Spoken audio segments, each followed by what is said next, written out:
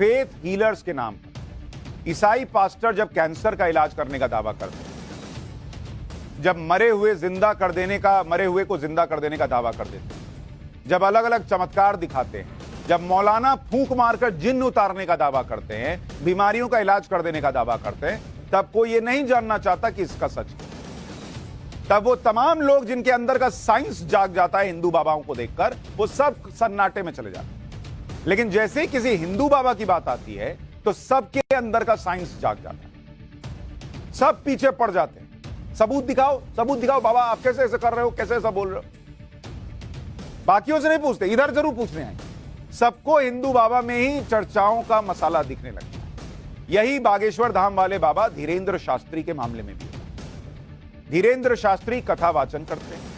मध्य प्रदेश के छतरपुर में उनका बागेश्वर धाम का प्रभाव मध्य प्रदेश छत्तीसगढ़ में बहुत है। इसके अलावा देश भर से भी लोग बागेश्वर धाम पहुंचते हैं। धीरेन्द्र शास्त्री का बड़ा नाम हो गया और जैसे जैसे उनका नाम हुआ, कुछ लोग ऐसा एक तरह से पीछे पड़ गए कि अब हर जगह उनकी चर्चा हुई, उन पर अंधविश्वास फैलाने का आरोप लगा। धीरेन्द्र शास्त्री को लेकर विवाद कैसे शुरू हुआ, पहले आपको यह बताता हूं, फिर इनके बारे में बताऊंगा, फिर दिखाऊंगा कि वो साइंस कहां गायब हो जाता है दूसरों के मामले।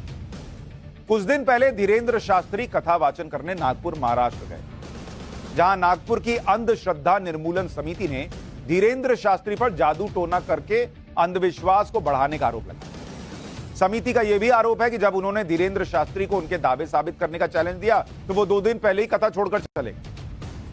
दरअसल महाराष्ट्र में अंधविश्वास के खिलाफ जादू टोना विरोधी कानून 2013 है, जिसके तहत दोषी को कड़ी सजा मिलती है।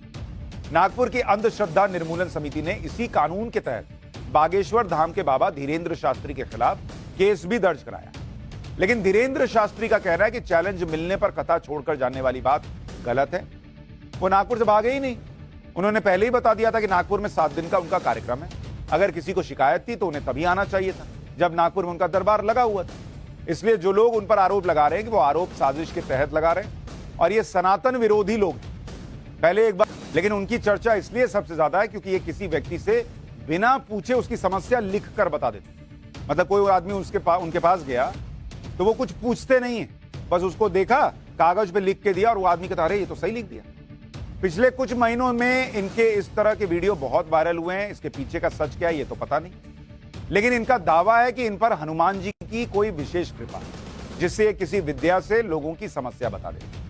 इनके कई भक्त भूत प्रेत वाली बाधा को मानते हुए इनके पास जाते हैं, इलाज की उम्मीद करते हैं। आपको एक वीडियो दिखाता हूं, वो वीडियो देखिए, फिर बताऊंगा आगे की बात।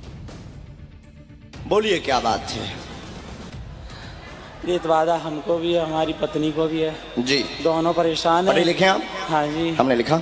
सवारी आती है, गला पकड़ता है, घर बर्बाद कर दिया, पत्नी को भी दिक्कत करता है, घर में व शरीर पर गंदी शक्ति का वास है, अनेक साल हो गए हैं, आराम नहीं लगा, कई दरबारों में हुआए हैं, ज्यों का त्यों रहता है, झूठ बोलता है, बहुत उपाय करवा लिए पर ठीक नहीं हुआ। धाम से पूर्ण पेशी में प्रेत बंध जाएंगे, आज से ही घर में सवारी आनी बंद होगी, जाओ आशीर्वाद। जिन लोगों को बागेश्वर धाम वाले बाबा के दरबार में अंधविश्वास, उनको लगता है कि ये कुछ सेटिंग करते होंगे, पहले से बुला लेते होंगे और फिर लिख के दे देते हैं जैसा अभी दिख रहा है, तो वो कह रहे हैं अंधविश्वास है। लेकिन उन लोगों को दूसरे धर्म गुरुओं के ऐसे ही वीडियो में अंधविश्वास क्यों नहीं दिखता बॉस? क्यों उनके पीछे लोग नहीं पड़ते? क्यों उनसे नहीं पूछा जाता कि ये भी अंधविश्वास फैला रहे हैं क्या? क्यों उनके खिलाफ FIR नहीं होती उस तरीके? आपको पंजाब का एक वीडियो दिखाता हूं जिसमें ईसाई धर्मगुरु भूत बाधा को भगाने का दावा कर रहे हैं, और ये एक जिले या एक राज्य में नहीं, पूरे देश में हो रहा है। एक बार जरा इसको भी देखिए। जलाता हूं, आमीन। यीशु के नाम में जलाता हूं। खड़ा करो, दोबारा खड़ा करो। जलाता हूं। शैतान, मैं तेरी शक्तियों को जला देता। आप ऐसा करते हैं तो मैं यीशु के नाम में घमंड कर बोलता हूं, आप जब मैं कहूंगा आप किसी भी चर्च में चले जाइए, फिर आप चंगे रहेंगे। आंटी को थोड़ा उधर बैठा, शेख है, खड़ा करो। क्यों आया? और नहीं पढ़नी, ये पढ़ना चाहती है।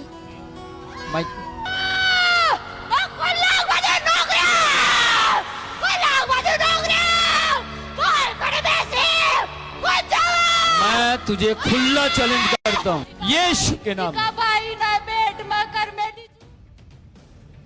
तो बड़ा बेसिक सा प्रश्न है। बागेश्वर धाम वाले बाबा अंधविश्वास फैला रहे हैं, सच्चे हैं झूठे हैं मुझे नहीं पता, मैं इसमें कोई एक्सपर्ट नहीं हूं कि पता। लेकिन मेरा सीधा सा प्रश्न बस इतना है कि अगर उन पर प्रश्न पूछे जाते हैं तो यहां भी तो कोई कह रहा है कि यीशु के नाम पर मैं इस शक्ति को, इस बुरी शक्ति को मार दूंगा, आप किसी भी चर्च में चले जाइए आप ठीक हो जाएंगे। ये भी तो भूत प्रेत ही ठीक कर रहे हैं, तो इनके पीछे भी बोरिया बिस्तरा लेके पड़ जाइए कि अंधविश्वास फैला रहे हैं, FIR कीजिए। दोनों के पीछे अपने अंदर के साइंस को जिंदा कीजिए कि कौन सच बोल रहा है कौन झूठ बोल रहा है। लेकिन इनसे तो कोई सवाल पूछा जा रहा हो, टेलीविजन पर सवाल पूछे जा रहे हो, देश भर में सोशल मीडिया पे हंगामा हो रहा है, ये तो हमको नहीं दिखा। ये भूत भगाएं या धर्म परिवर्तन करवाएं, इनके खिलाफ कोई कैंपेन नहीं चलाया जाएगा। कैंपेन और एजेंडा चलाया जाएगा बागेश्वर धाम जैसे बाबाओं का, और उनके वीडियो दिखा दिखाकर आरोप लगाया जाएगा और कहा जाएगा ये अंधविश्वास फैला रहे हैं। धीरेन्द्र देखते हैं किसी निर्मल बाबा के बारे में, किसी बागेश्वर धाम वाले बाबा के बारे में, बिल्कुल कीजिए हंगामा अगर आपको लगता है कि वो गलत कर रहे हैं। लेकिन ऐसे गलत करने वाले और बहुत घूम रहे हैं, कोई कान में फूंक दे रहा है मैं पप्पू हूँ, हमने टोटी चोरी कर ली। हम गधे